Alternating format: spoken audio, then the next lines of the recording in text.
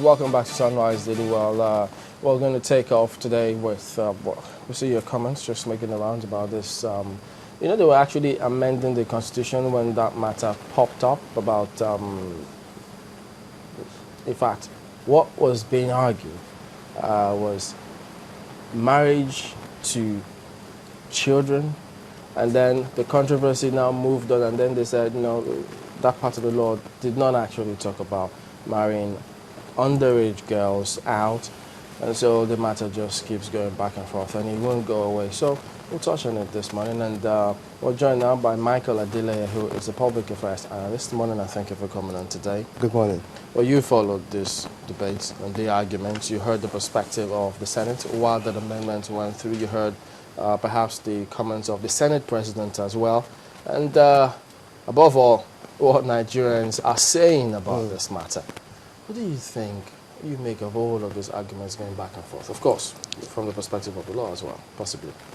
Okay, as a parent and also as a concerned citizen as well, when the whole scenario, the whole event began to unravel, and I followed it from inception up till yesterday when the senator actually made his comments and trying to defend the undefendable about child marriage. I look at the Constitution because I wouldn't just be speaking without having my research information about the whole of this scenario. We have the version of the United Nations, who obviously govern all the nations who actually states under the UN. And also we have the UK version, and ultimately we have the Nigerian version as well about the child marriage. And when I listened to Senator Yorima yesterday, and I began to ask questions, are we living in society, if I may use the word, barbarian society, where some law seems to supersede or reign supreme over the law of the land? Are you talking about what? The Sharia law or the customary law, or which one? Whichever way you might want to... the Child Rights Act? Whichever way you might want to put it. Sharia law, Islamic law, Christian law, whatsoever. And this is a country that has been governed by government, that have been elected by the people. And we have the legislative arm of the government that actually made the law that governs every one of us. Now, if a law now comes out of a religion that wants to reign supreme over the law of the land, then I think it's questionable. Because I have some information here, which I'm going to have to read out, if you're going to permit me. Go ahead, please. The United Nations Population Fund of 2012. This report was produced by UNFPA's Population and Development Branch and Sexual Reproductive Health Branch. It was written by Elizabeth Loiser, Monitoring and Evaluation Advisor, and was supported by the Office of the Executive Director with extensive comment from Dr. Babatunde Oshotimehin, who actually is the UNFPA Executive Director. You know who is Nigeria's former health minister? Absolutely, yeah. So obviously, now I'll give you the definition of what we call child, because when I listened to him, he was talking about the age consent. He spoke about the parents have the authority or should decide if a girl is matured.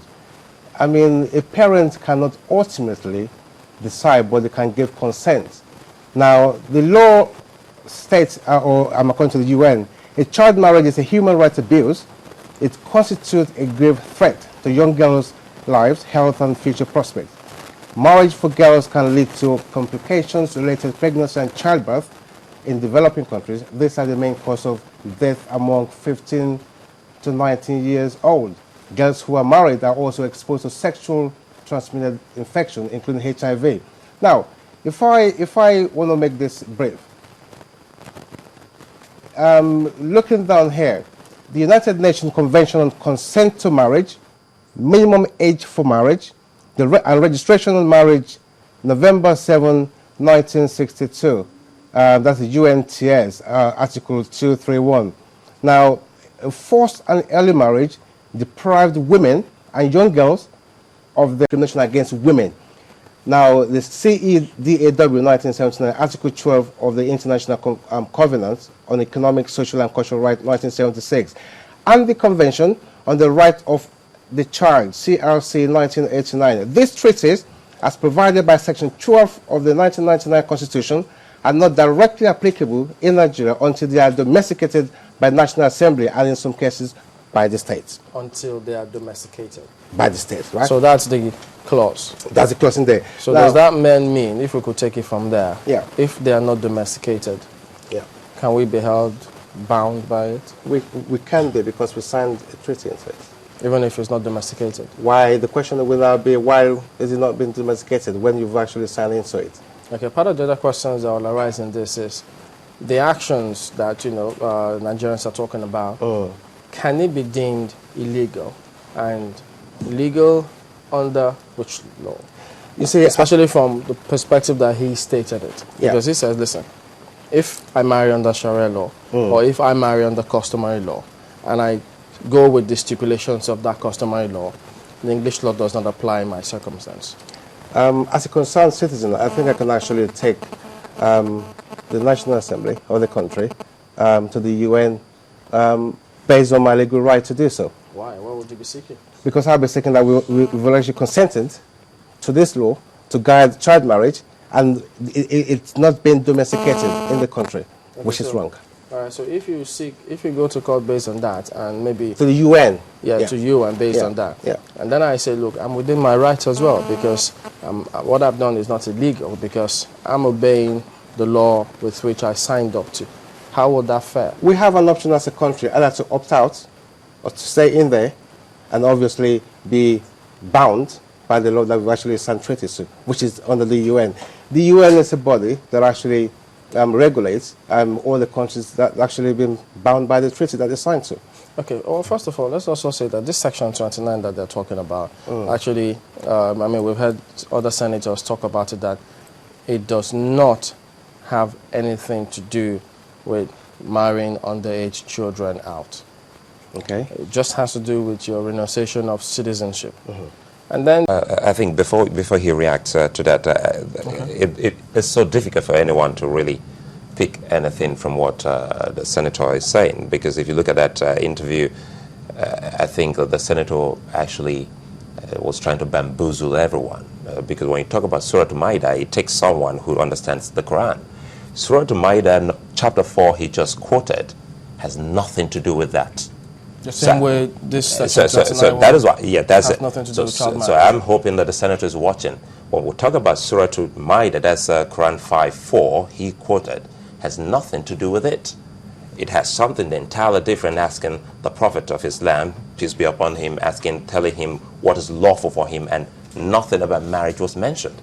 So it becomes so difficult. It means, looks like, we're on an enterprise of someone taking us on a roller coaster of nowhere. So that is why we have to come back to look at what you're just talking about here. So because if we talk about specifics, he's not been able to give us that in the Quran or the Hadith. And so looking at this act now, perhaps domestication of this, will this help us if the National Assembly, which he also is a member, help us if we finally domesticate this? Would it lay to rest all of this talk about child marriage or no child marriage? I think to some extent